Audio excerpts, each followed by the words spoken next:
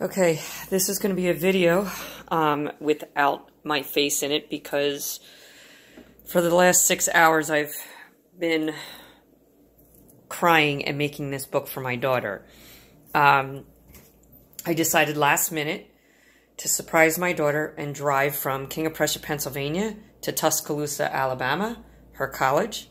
I'm going to surprise her for her 19th birthday. And, oh my God, I'm shaking. I know it's a high possibility of rejection, but you never know. I'm hoping to have a little bit of hope. But anyway, I'm going to show up at her sorority. I have no address for her, and I'm going to bring flowers, some food, because college students, I'm sure, would love food, balloons, and this book I just made. So, sorry, I'm a blubbering mess. Anyway, this is Anya. You know, at 1 day old. Look how blown up she is. Oh my God. She looked like Spike Lee with that hair. She had dark hair with blonde highlights. You can see the blonde highlights. Anyway, sorry I can't get all this in here. Anya turns 1. A preschool picture.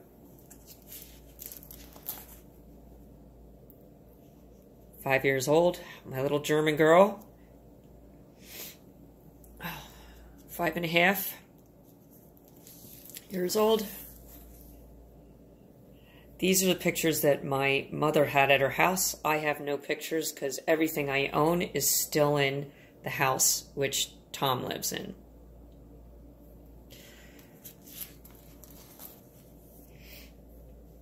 I wrote her a note. I'll just leave it on this page while I read the note, if I can do that. Anya, the day you were born brought completeness to my life because I gave birth to a girl, my daughter, a mother-daughter bond. It's a different kind of bond from mother to son. The mother-to-son bond is a nurturing, taking care of them every step of the way. But a mother-daughter bond is a bond with another human soul that has the same body parts, will experience love, life the same way.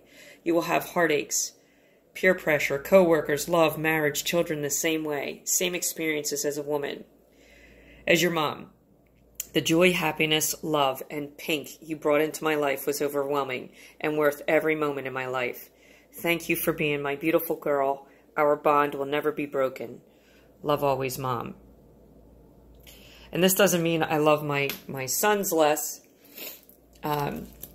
Of course, I have a special bond with my boys. It was just having that girl was so overwhelming because the house was full of testosterone. So this is just me making, I always made my kids' birthday cakes. This was Anya's favorite chair and her dollies. And of course our brothers, Dalton and Dustin. These pictures were all in Connecticut because Anya was born in Connecticut. This was the pool that I used to take my kids to.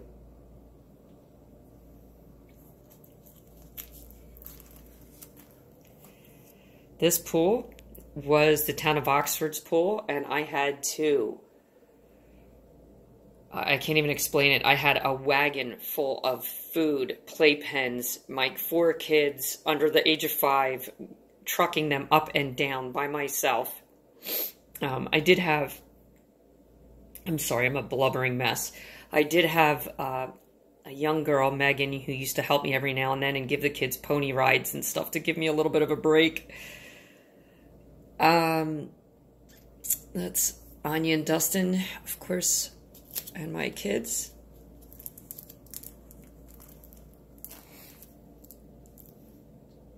Still, we're all in Connecticut. I had a beautiful home in Oxford, Connecticut. I miss my life there. It was a great life for kids to grow up.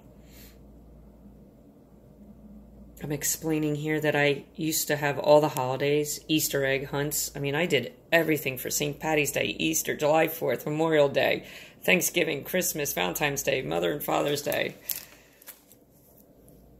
I used to have tea parties with Anya.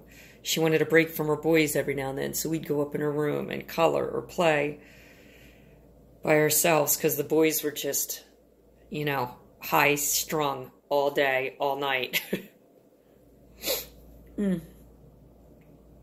This is their grandfather, Oda. My kids always loved their grandparents. They would just jump into their laps. They were excited to see them. They felt safe around their grandparents. This is Anya in school at Springford Elementary. This is Oma. Oma and Oda used to rent us shore houses down in Stone Harbor, New Jersey, with all the cousins. There was at least 14 of us in the house, minimum. You know, just my mom and dad, and this was 6 grandchildren here. Aislinn wasn't even a thought yet. Anya loves the beach. Our whole family does. We're all beach bums. It was always, I would always, once again, my kids, I would pull everything down to the beach. I'd set up a tent, you know, a little tent like that for them to eat so the seagulls wouldn't bombard them. You know, they could eat in the tent. They could sleep in the tent. It was great. We had a pool. This is our house on 122nd Street. So after the long hours of the beach, we'd come back and relax at the pool with appetizers, drinks, and then getting ready for dinner. This was at Oma and Oda's house with all their cousins. You know, they don't see these cousins anymore. It's awful. Again, at Oma and Oda's house. The kids would all play in Oma and Oda's basement. And that's Oma and her mother, Florence Huber. We had generations of keeping the families together. And then this is where my children, this is when my parents were on the side of my exes. They believed everything my ex said. So my kids were visiting, you know, my parents. They had Thanksgiving and holidays without me. It was awful. Absolutely awful.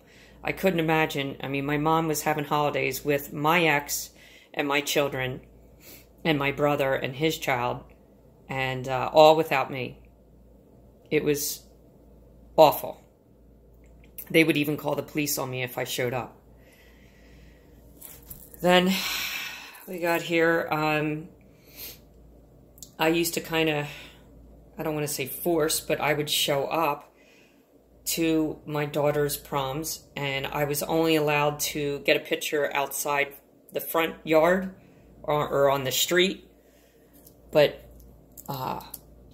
my ex never allowed us in the house, and the other boys wouldn't come out. It was just Dustin, because I had Dustin 50% of the time.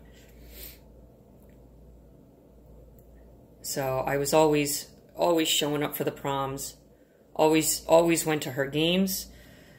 This is some of her lacrosse games, even though my daughter rejected me. I knew it wasn't her fault. You know, she had the fear, and, you know, she wasn't allowed to show any kind of emotion, but her father wasn't even there. But it's just a learned behavior. But I still showed up. My mom and dad, they never missed a game, ever. Rain or shine, they went. Then at the end here, I wrote a letter to Anya, and I'll read it here. To my daughter Anya, I decided last minute to drive from King of Prussia, PA to Tuscaloosa, Alabama. 14 hours of straight driving, thinking, worrying, praying, contemplating if this is the right decision or not.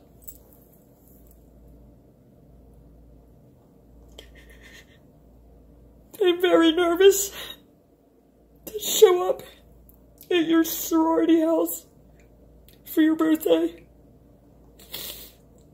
I have no address, no information to where my daughter is.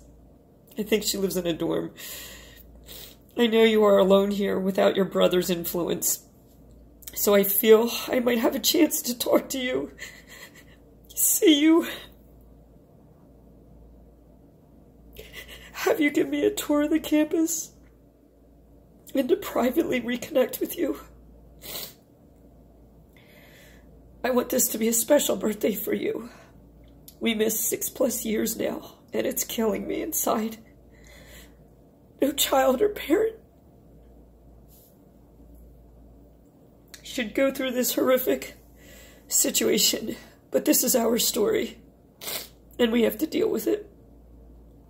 Please, no more hatred, no more anger, no more disrespect. Just have love and compassion and move forward with a mother-daughter bond. Anya, I am not perfect. No human is. But I was really, really good at was a loving mother.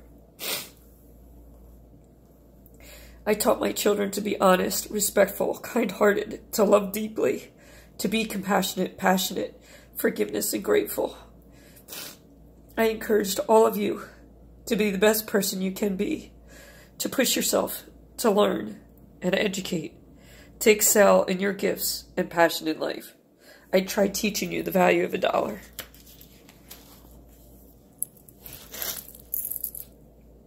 Oh, God. Most of all, I taught you to find your passion in life, no matter what it may be, to go for it. Don't let other people's opinions or judgments get in your way. If you truly find your passion in life, then you're not working, you're living. If you work for a paycheck, then you're not living, you're working. The Sweeney story is not a happy story, but I was able to form an organization called www.lovedominates.com, a nonprofit 501c3. The logo represents my children, 4 hearts, 3 red for the boys and 1 pink for my girl. I hope and pray that one day my children will be proud of me for standing up to our human and civil rights. This organization was formed for the love of my children. There is no shame or humiliation. It is what it is. Life. You have to be able to survive, to be proud to tell your story, even if it's horrifying. It's life. You may not realize it now, Anya, but my love for my children is unconditional, and no parent nor child should ever, ever experience this. I'm praying to reconnect with you, to wash away the pain forever. Love always, Mom. And then I wanted to show her the brochure of Love Dominates, because the hearts represent my children.